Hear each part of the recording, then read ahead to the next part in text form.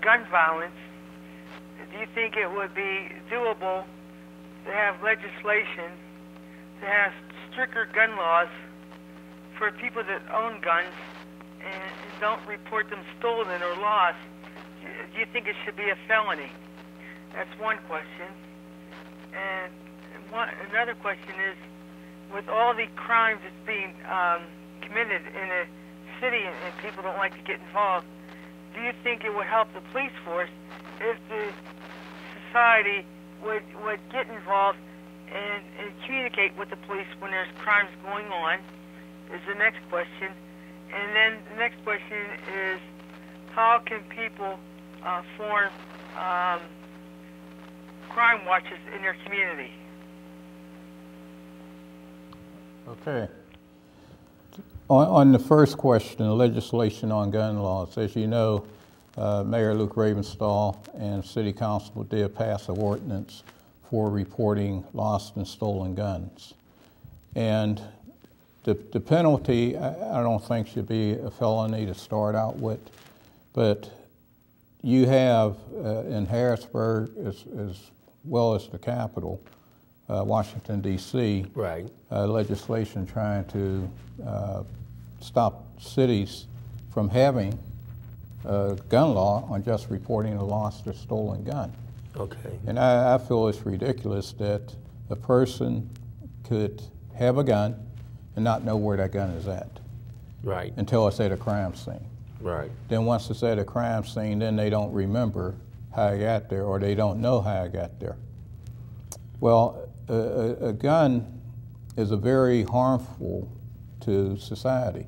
Yeah. Which means that by being in the wrong hands, that if the owners aren't more responsible on making sure that their gun's locked up, making sure that their gun is away from possibly falling into the wrong hands, then they shouldn't own a gun, period. I would agree with that. On the second question about getting the community involved with police, it takes all of us to provide a safe environment for all of us to live in. My family lives in this city. As I grew up in the city, as well as many of you out there. And when you look at police work is being part of the fabric of the community. We can't do police work without the community involvement. Right. That's you know, just the way it is. But at the same time, some people think, well, the police, you know, it's the police against us, or the police officers will think it's the police against them. Well, it's not. We're all part of the human race. We're all part of this great country. Right. And when we look at it, we're all part of the same team in reality. That's true. So, you know, policing is only good as the community allows it. Meaning that, you know, when you see a crime, don't be afraid to report it. Because it's just like, you know, weeds growing in your yard. If you don't cultivate your yard, the weeds will take over. That's true. And basically, we've seen that happen throughout Allegheny County, really, not just in the city of Pittsburgh. And when you look at, you know, still we're rated, you know, one of the top 10 or 11 safest cities in the U.S. But at the same time, we always can improve. And when I say improve, that means working more closer with law enforcement and community and the faith base. Okay. Oh, Chris, did that answer your questions? It does answer my question, but one more thing I want to mention, because my ride is almost here, is I wanted to say happy birthday to my sister Donna and my nephew Tony. But I got to hang, and I'll talk to you folks later. And again, thank you again, Mr. Harper. May you have a speedy recovery. Yeah, he's been going through a lot. He's had multiple operations. So we're praying for him. He'll be all right. He has to hurry up and get back here on the set. He had asked one third question, yes. and that was about how community block watches can be set up. Yeah, that's important.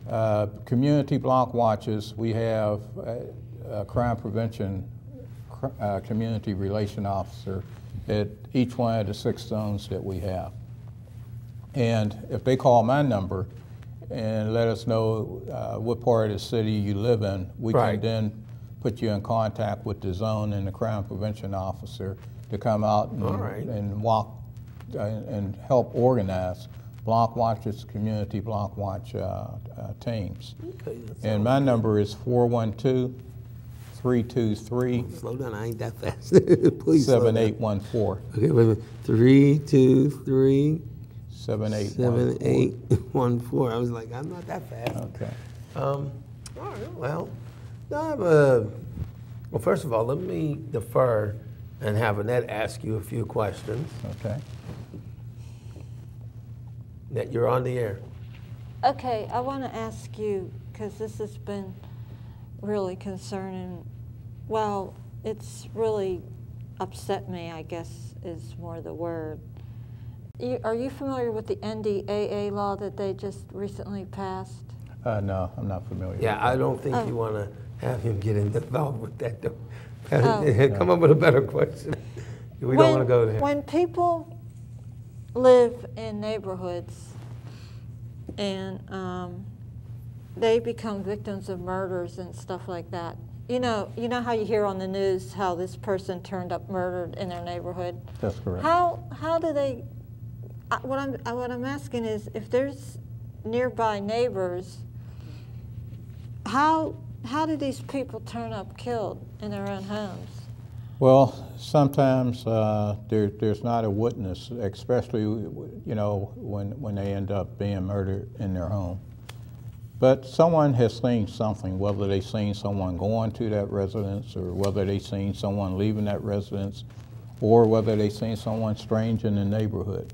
Yeah. And they have to be willing to let us know, because, with a homicide, we have to now go back and put together the pieces of the puzzle in order to make an arrest of the perpetrator. Yeah. And putting those pieces of the puzzle together, it might be a minute piece of the puzzle, but that puzzle won't be put together without that one little piece. And a person may feel that, it's not important. Well, let us, give us a call and let us decide whether it's important or not. We do keep, folks that want to remain anonymous. Yeah. We do take pride in making sure that they remain anonymous. But at the end of the day, as you stated, that person that's been killed, they have family members. Exactly. They have loved ones. Exactly. And, it's only justice that can help that family begin the healing process. That's right. Mm-hmm. Well, That's very disturbing. yeah, it is. Yes, it is. I want you to follow through with the question before Chris called that I had asked you. So gun violence is the #1 cause of manslaughter and murder in Pittsburgh. Yes, it is. When you look at the statistics, there's more people not only in the city of Pittsburgh, Allegheny County, but in the country that are killed by guns, by guns. Yeah. There aren't that many people that are killed by knives or other objects. But, let me say this, the kill is wrong. There's no reason why someone's life should be taken at the hands of another person. Right. And it's against the 10 Commandments. Yes, it is, against the 10 Commandments. But a gun I seems never killed anybody. Well, neither have I. And I never will. I think most of society has not.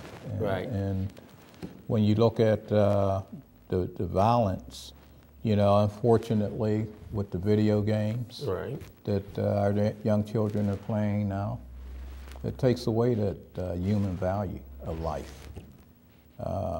When you look at, most of your movies. Yeah, well, they blame TV and movies for violence. But cartoons are violent. Cartoons are violent They're now. aimed at children, but if you look at like Adult Swim, our friends watch Family Guy. Uh-oh. And they like Family Guy, but I can't believe the material that even it's for adults, but I just can't believe the material because it's a cartoon. Right. Well, society has to change. Society has to get out of the violence. Right. Because when you look at the news media, for example, Right. The news media doesn't start out what's been done good in society. No, they don't. What draws attention? The murders. The murders. The rapes. The rapes, homicides. Scandals. Right. Once again, Yeah. putting people in fear, especially if it happened in your neighborhood. Right. So when you look at, all the good things that are being done out here, especially with the churches, all the good programs that they're having, church